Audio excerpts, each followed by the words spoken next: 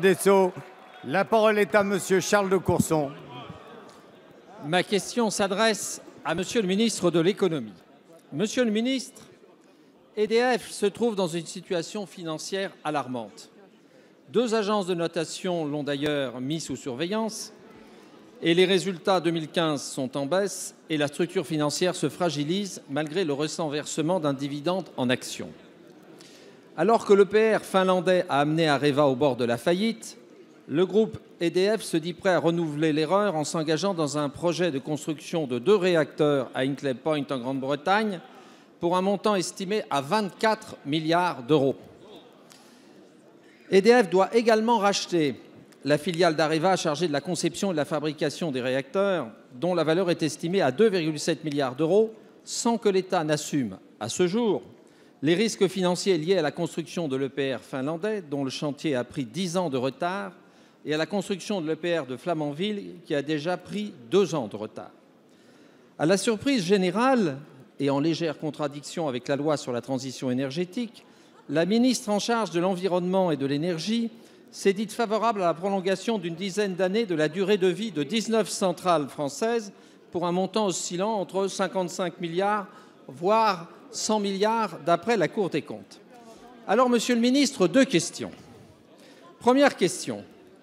Le gouvernement est-il favorable au projet anglais d'Hinkley Point, qui risque de dégrader encore plus la situation financière d'EDF? Et si c'est le cas, le gouvernement est-il prêt de conforter la structure financière d'un groupe aussi important d'EDF en renforçant ses fonds propres? Deuxième question. Au regard de la situation financière d'EDF, le gouvernement est-il prêt à proposer à la représentation nationale un dispositif de garantie des pertes liées aux 2 projets d'EPR en cours si EDF reprend la filiale d'Areva chargée de la conception et de la fabrication des réacteurs? Merci. La parole est à Monsieur Emmanuel Macron, ministre de l'économie, de l'industrie et du numérique.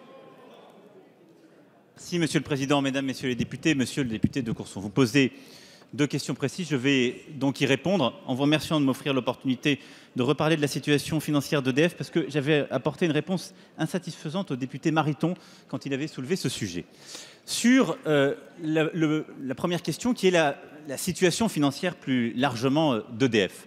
Les résultats sont quand même robustes. On a vu quasiment 5 milliards d'euros de résultats nets, mais nous avons une situation qui est liée à l'effet de ciseau. Et c'est ça qu'il faut bien comprendre, dans laquelle le groupe se trouve. Nous avons ouvert les tarifs à la dérégulation. Et le chiffre d'affaires aujourd'hui d'EDF dérégulé est passé de 20% en 2014 à 66% cette année. Et dans le même temps, les prix de marché de l'électricité se sont effondrés. Ils sont passés d'à peu près 50 € à moins de 30 €.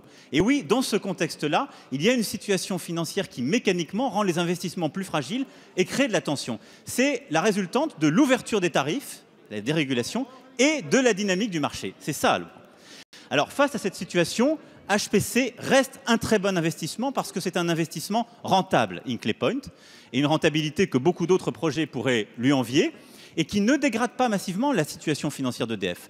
Le problème est plus large et implique un traitement en profondeur. C'est cela à quoi nous nous sommes attelés avec l'entreprise pour, dans les prochains mois, rebâtir en pleine visibilité un effort bien compris qui passe par d'abord des efforts que l'entreprise fait par des cessions d'actifs et un plan d'économie, par l'effort que l'État actionnaire fait en renonçant en dividendes et en transformant le dividende en titre EDF, ce qui permet 1,8 milliard d'économies, et en demandant partout des économies. Sur les 2 projets de réacteurs, nous avons besoin de la pleine visibilité sur Flamanville. Et pour ce qui est du réacteur OL3, nous sommes en train de finaliser les négociations avec les Finlandais. Plus largement, le défi d'EDF, c'est continuer à investir sur le nucléaire et sur le renouvelable pour être conforme aux volontés du législateur.